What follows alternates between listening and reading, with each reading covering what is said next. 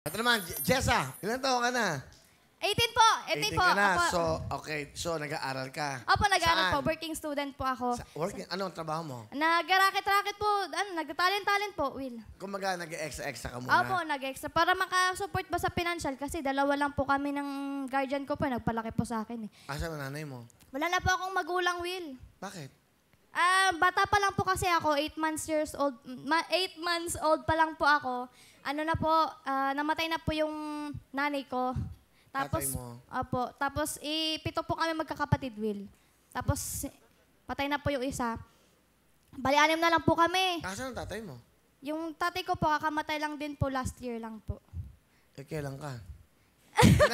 Kailan ka pa pinanganak? Sorry. Kailan ka pinanganak? Puro patay na 2000 po. Opo, 2000 po. Tapos yun nga po. Mukhang hardworking ka. Mukhang ano ka sa buhay. Kailangan, Will eh. So, sino nag-alaga sa'yo ngayon? Si Mamo po, yun pa nagpalaki sa akin, gay po siya. Hairstylist po. Sideline po. Ay, kasama mo? Kasama ko po siya ngayon. Pakilala mo. Wow. Ipinakikilala ko po sa mundo ang pinaka-sexy para sa akin. Pinagmanahan ko siya. Mamo Zoilo! Kumusta, paring Will? Mabuti, Mare. Okay. Talaga. Okay, Mamu Soilo. Yes po. Saan nyo naman nakita si Jessa? Nung time na yon ay mayroon akong maliit na parlor. So yung kuya niya ay naging regular customer ko po na ikwento nga yung ganun story ng buhay ng family nila. Ngayon po ay isang araw, dumating siya, akala ko magpapagupit pa si kasama tatay niya. Then, may kasama na yung bata. Yun na nga po yung tinuturing kong anak. Ngayon, nakiusap sa akin na kung pupwede, malaki naman daw ang tiwala na sa akin, ihahabiling daw niya muna sa akin o ipagkakatiwala yung ang kanilang anak na bunso. Ilang buwan siya nun? Ilang buwan, ilang taon? 8 months po, yun. Kaya marunong naman din ako mag-alaga. Tapos, yun, tinanggap ko, pero tinanong ko din sila kung bakit. Yun, naikwento nga sa akin. Kumbaga, hindi naman siya, the word is medyo inampon mo siya. Parang gano'n nga po. Sige, anong gusto mo sabihin? Siya parang anak mo na. Anak, ganda mo.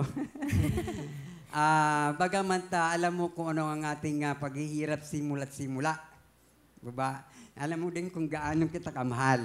At alam ko rin naman, mahal mo ko. Pero ang gusto ko lang naman, ang tanging pangarap ko lang sa'yo, dahil sa'yo na umikot ang mundo ko, ay ang daming nawala sa buhay ko. Kaya simula ibinigay ka sa akin ng kuya mo, ay talagang itinuri na kita higit pa sa aking buhay bilang isang tunay na anak.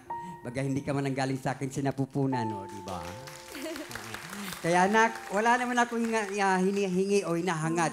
O ano man kahit kapalit na ibabalik mo sa akin, ang gusto ko lang matapos mo ang iyong pag-aaral. Yun lamang po anak, at alam mo, tandaan mo, kahit anong mangyari, andito ako sa tabi mo, lagi sumusuporta at gagawin ko ang lahat, mapatapos lamang kita at alam kung gaano kita kamahal. Mahal na mahal kita anak, alam mo yan.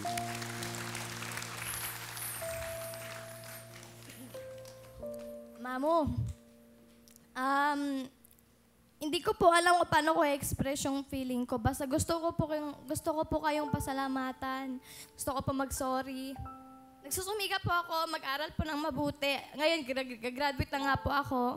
Dahil po sa tulong nyo, simulat nursery pa lang po ako hanggang sa makagraduate po ako. Proud po ako kasi sa lahat ng mga kapatid ko, ako lang yung nakatungtong ng elementary, ng high school. Ngayon, graduate na po ako ng senior high school. Dahil po yun sa inyo, ikaw po nagpalaki sa akin, ikaw po lahat-lahat. Kaya maraming salamat, ma. Mag-aaral ako ng mabuti.